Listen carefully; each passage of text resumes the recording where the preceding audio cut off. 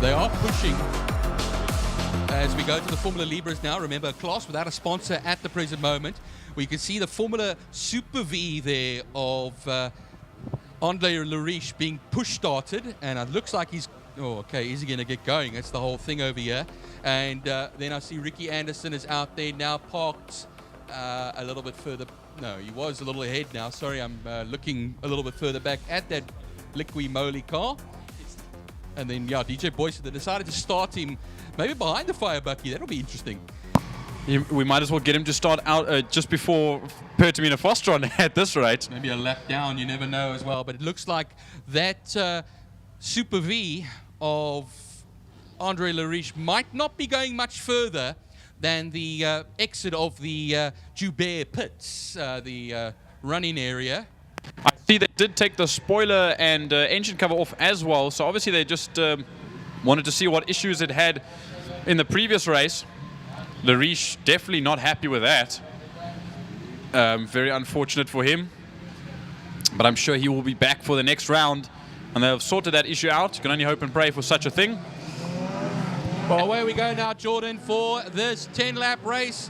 And it is go for Formula Libre as the Swift of Hayden Elwood will charge up towards turn 1, Hole's Hook, and take the whole shot into that turn. Then behind him, we'll have the likes of Richard Carr in second position. Kelly Fletcher on his outside to a largely truncated field here of cars, because we only have 1, 2, 3, 4, 5 of them out there as the change of lead happens almost every year. They are sliding around Castrol Corner, and Hayden Elwood has lost out the lead. He will lose second place shortly to Kelly Fletcher as Richard Carr leads through Lundstem and into turn 3, which is Dam's Dip Corner. Ricky Anderson out there as well in what is 4th place, so 6 of them out there together as the Reynard tries to pierce through at the back. That is the man who was on pole position initially, DJ Boyson.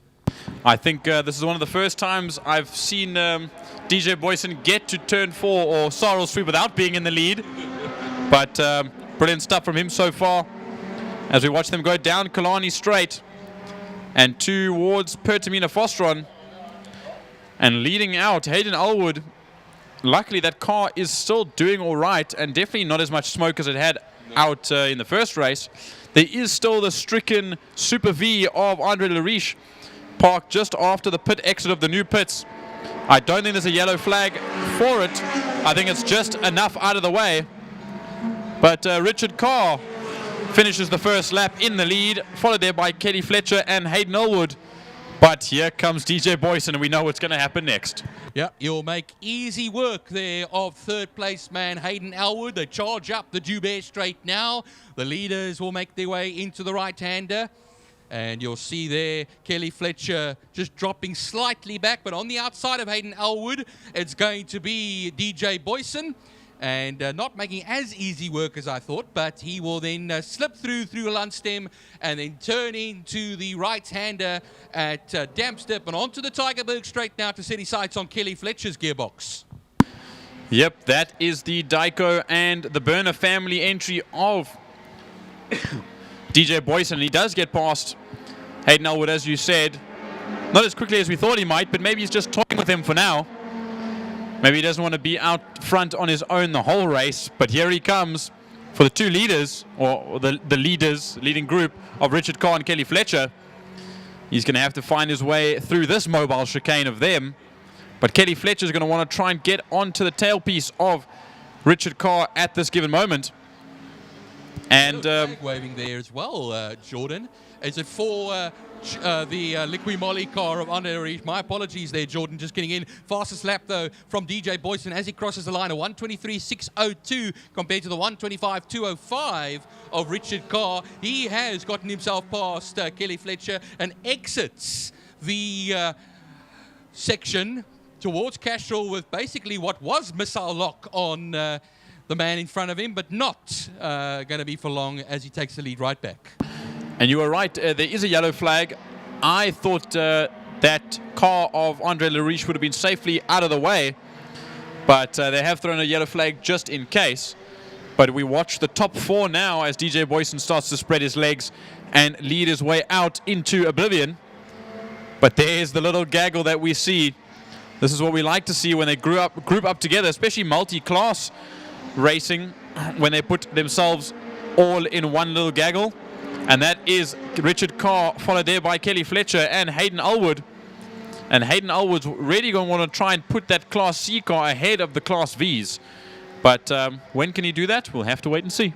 Well, we'll have to definitely wait and see, and we'll be rubbing our hands together with excitement when we see that. But the top three of the V, or not the V section only, but the C class as well, which will be fourth place at this time, as the Wings and Slicks man in his Reynard makes his way across the line to start yet another lap and have 7 laps left to go. He's already broken the gap now between himself, Kelly Fletcher, who's now under pressure because we have Hayden Elwood that's made his way ahead now of those 2 Vs. And Kelly Fletcher's managed to get herself ahead of Richard Carr. And I think this is going to be the battle between them until the end of the race. It's going to be that Dolphin Engineering purple and green car versus Richard Carr's car, if you will. But now they're going to want to try and sit on the exhaust pipe there of Hayden Elwood just to try and get a little bit of a stream going. But Hayden Elwood's pulling away ever so slightly. So I think that 7-up car has finally got shaken up. And he's bursting away at the moment. But can these Formula V cars or Class V cars take the corners better than the Class C car? It is looking to be the case as they are sticking right up on the end of Hayden Elwood. Amazing, slightly longer wheelbase of Hayden Elwood. You would actually think the other way around, but it looks like in the straighter sections, Jordan, he is getting a slight bit of an advantage. We saw him through Lundstem, we saw him towards Damstip, but then he just gets closed in on, and the momentum, I think, is just so great as they exit now turn 5 and first faster on corner, and they in the toe now of Hayden Elwood. Down the straight they will go, the Porsche straight underneath the City of Cape Town and Castrol Bridge, and Kelly Fletcher will be side by side towards Holzhoek now turn 1, and that will be with Richard Carr. Will she be able to take the lead? No, he comes right across the nose and maintains that Formula V lead with 6 laps left to go. But you see, you are completely right there with that Swift. The Swift is a little bit better in a straight line, but as soon as you get to the corner, the long wheelbase just seems to be putting it at a bit of unease, because look how Richard Carr's already sitting on the tail end of that 7-up car, or 7-up inspired car, I should say. But Kelly Fletcher was in the lead of Class V just a lap ago, and Richard Carr just managed to get past coming out of or through 5 Pertamina Fostron and out of Pertamina Fostron, but they make their way through Sorrel Sweep now and on to the Killarney Straight once again. And look at Richard Carr sitting right there. You almost couldn't see him for a second as Kelly Fletcher's had an issue. That car has slowed down dramatically, and that is not a good sight for that Dolphin Engineering vehicle. Unfortunately, she'll hopefully get back to the pits, but otherwise it's going to be pulling the car off the circuit, which might actually look like the case at the moment, as we now have the leader coming into turn 2 now, Castrol Corner, all on his lonesome. The man in the Reynard, nobody to play with, but he will take it. He will ease his way on his personal track day and through the turn 2 section, Castrol Corner, through Lundstem and into Damstip.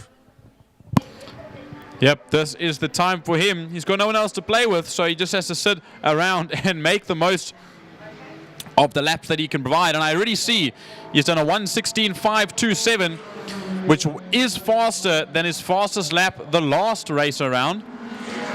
So he's definitely getting quicker, and I think there is a little bit of a breeze, as you can see, and I think that's just enough of cool air to make sure that the engines don't overheat.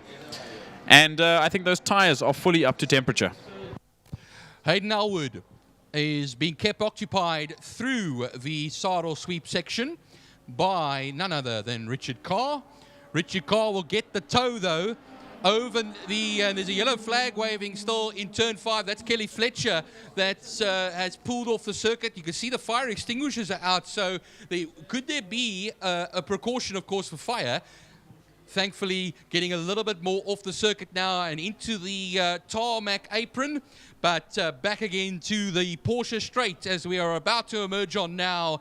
We have Hayden Elwood In the tow, it's going to be Richard Carr, but not close enough. 9/10 of a second between the two of them, and they'll get on the brakes into turn 1, Holes Hook, and he won't be any closer at the moment. But those corners, that's where he's going to be eating in to the advantage of Hayden Elwood.